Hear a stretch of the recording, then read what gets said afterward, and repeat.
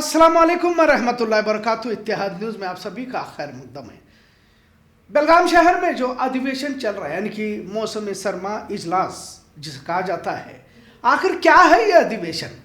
सुवर्ण सौध में जो तमाम वज़रात वहाँ बैठते हैं तो सत्ता और विपक्ष होते हैं, तो आखिर क्या बहस होती है, इस पर आज का ये मौजू कह सकते हैं। जी हाँ, बेलगाम शहर में फिलहाल विंटर सेशन जारी है। 8 दिसंबर से 18 दिसंबर तक ये इजलास जारी रहेगा, जिसके लिए पूरे शहर में एक गहमा गहमी देखी जाती है। आप सड़कों को सजे हुए देख रहे हैं, बोर्ड को लगाया हुआ है।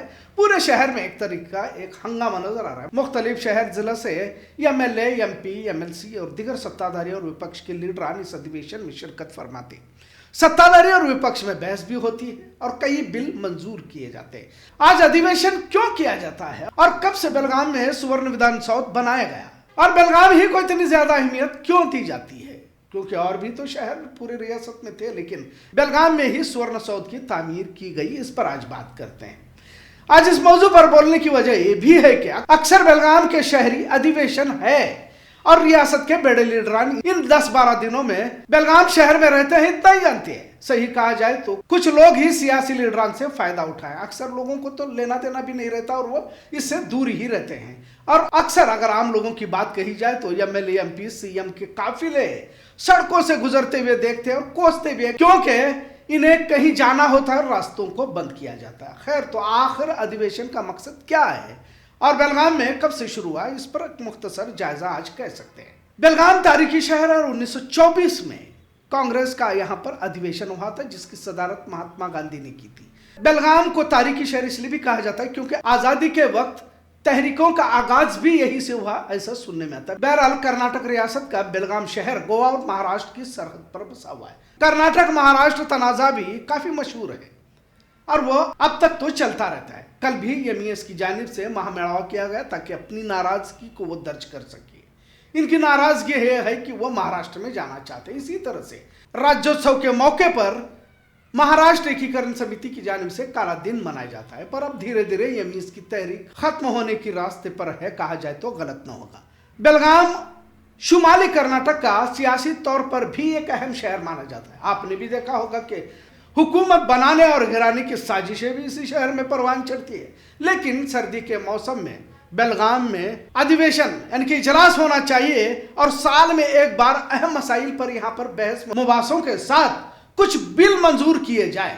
बेलगाम का सुवर्ण विधान सौदा ये दूसरा विधान सौदा है। पहला तो बेंगलुरु में है, इसलिए बेलगाम को दूसरी राजधानी भी कहा जाता है, इनकी सेकंड कैपिटल ऑफ कर्नाटका। रियासत कर्नाटक पहले मैसूर स्टेट हुआ करता था और 1 नवंबर 1956 को मैसूर रियासत कर्नाटक में तब्दील हो गए। लिहाजा 50 साल रियासत के पूरे होने पर उस वक्त के वजीर आला HD कुमारस्वामी ने बेलगाम में सुवर्ण सौध तामीर करने का ख्याल आया। इसकी संग बुनियाद भी इन्होंने ही रखी। 2006 में पहले तिलकवाड़ी वैक्सीन डेपो में इसकी संग बुनियाद रखी गई। वैसे भी कर्नाटक महाराष्ट्र तनाजे के चलते भी इस सुवर्ण सौदा को देखा जाता रहा। बाद में वैक्सीन डेपो की जगह को बदलकर जो फिलहाल मौजूद हल्का बस्तवाड़ के करीब इसकी जगह तय की गई, यानी कि पहाड़ पर ऊंची जगह पर इसकी जगह को मुतय्यन किया गया। लिहाजा 2009 में BS येडियुरप्पा के जरिए इसकी फिर से संग बुनियाद उस जगह पर रखी गई। इस सुवर्ण सौध की तामीर करने में 3 साल लगे। 2009 में काम शुरू हुआ और 2012 में यह मुकम्मल हुआ। 11 अक्टूबर 2012 को सदर हिंद उस वक्त के प्रणब मुखर्जी के हाथों इसका इफ्तिताई इजलास अमल में लाया गया। आज इस मौजू पर बोलने की वजह खासकर अगर कहा जाए तो मुस्लिम समाज का बड़ा तबका आज भी सुवर्ण सौध की तारीख को नहीं जानता। लिहाजा इसे एक सरसरी जायजा कह सकते हैं। यह सुवर्ण सौध 300 मेंबरों वाला विधानसभा का हॉल, 100 मेंबरों वाला लेजिस्लेटिव असेंबली हॉल, 450 सीटों वाला सेंट्रल हॉल, वज़रात के मखसूस कमरे, कॉन्फ्रेंस रूम, बैंकेट हॉल वगैरह से लैस है। कानून साजी के इजलासों के अलावा कमेटी इजलासों के लिए कमरे, इलाका इजलासों के लिए कमरे और गैर मुल्की वफद के साथ बातचीत के लिए भी यहाँ पर कमरे इस्तेमाल किए जाते हैं। कर्नाटक कानून साज असेंबली का पहला इजलास यानी कि अधिवेशन वैसे तो 2006 में ही हुआ था, जब HD कुमारस्वामी वज़ीर आला थे। यह सरमाई इजलास यानी विंटर सेशन उस वक्त नहीं था, आम इजलास की तरह था, लेकिन इसी साल से यानी कि 2006 से ही कानून साज इजलास के लिए चुना गया। 2012 में मुस्तकिल विंटर सेशन इसी सुवर्ण सौदा की इमारत में होने लगे, जो आज तक देखा जाता है और इसका सिलसिला आज भी जारी है। 8 दिसंबर से अब 13वां सेशन चल रहा है, जो 18 तारीख तक जारी रहेगा। इन 10-12 दिनों में 30 से ज्यादा बिलों पर बहस होती है और इस साल भी 30 के करीब बिल मंजूर किए जा सकते हैं। बेलगाम विंटर सेशन बेंगलुरु और बेलगाम इस तरह तवाजन रखने के लिए रखा जाता है।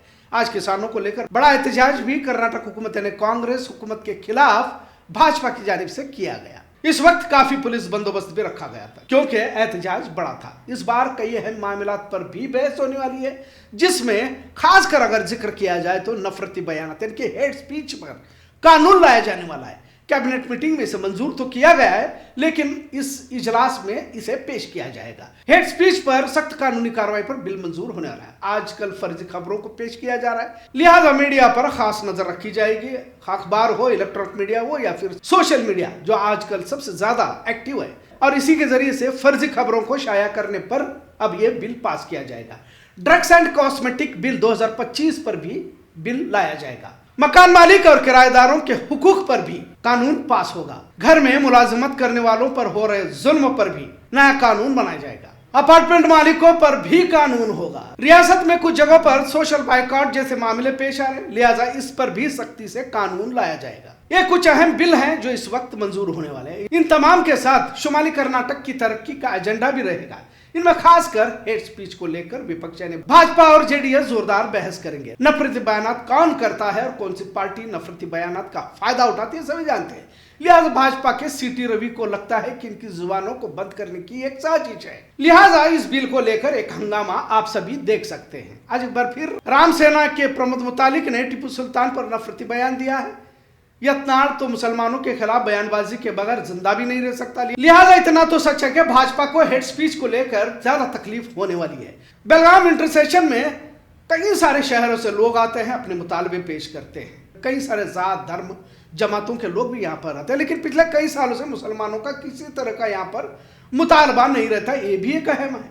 सुवर्ण सौद के करीब अपनी मुख्तलिफ मांगों को लेकर तंजीम इदारे समाज के लोग आज भी बैठे हुए। हुकूमत इनकी मांगों पर गौर करती है, पर मुसलमानों को यहाँ नहीं देखा जाता। ऐसा लगता है कि सबसे ज्यादा मुश्किलात मसाइल से जूझता हुआ मुसलमान तो है, पर इनका किसी तरह का कोई मुतालबा नहीं है, यानी कि एक सुकून में। अगर सरसरी तौर पर भी देखा जाए तो उर्दू स्कूलों को बंद किया जा रहा है, उर्दू जुबान को खत्म करने की साजिशें हो रही है, कसाब बिरादरी को बजरंग दल जैसी फिरका परस्त तंजीमें हिरासा कर रही है, मुसलमान मॉब लिंचिंग से परेशान है, इनकी दुकानों को हटाया जा रहा है, इन्हें दुकान नहीं दिया जा रहा, मकानात नहीं दिए जा रहे, मुसलमानों की जमीनों पर नाजायज तरीके से कब्जा किया जा रहा है, घरों पर बुलडोजर की तहजीब यहाँ नहीं है, लेकिन बेवजह मुकदमे मुसलमानों पर दर्ज कर रहे हैं। इसे अलग से बोलने की जरूरत नहीं है। इसे लेकर भी कभी समाज अपना मुतालबा देते हुए नजर नहीं आता। बड़े अफसोस के साथ आज भी कहना पड़ता है कि जमात खेलने से ही मुसलमानों को फुर्सत नहीं है और अब तो नई नस्ल सियासी पार्टियों को लेकर आपस में लड़ रही है। जिम्मेदारान को क्या करना है क्या नहीं करना है ये मालूम ही नहीं।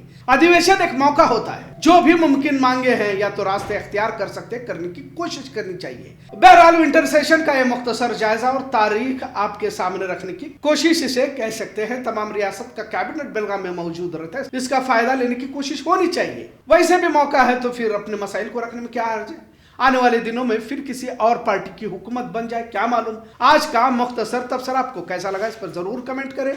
इत्तेहाद देखने के लिए शुक्रिया। अल्लाह हाफिज।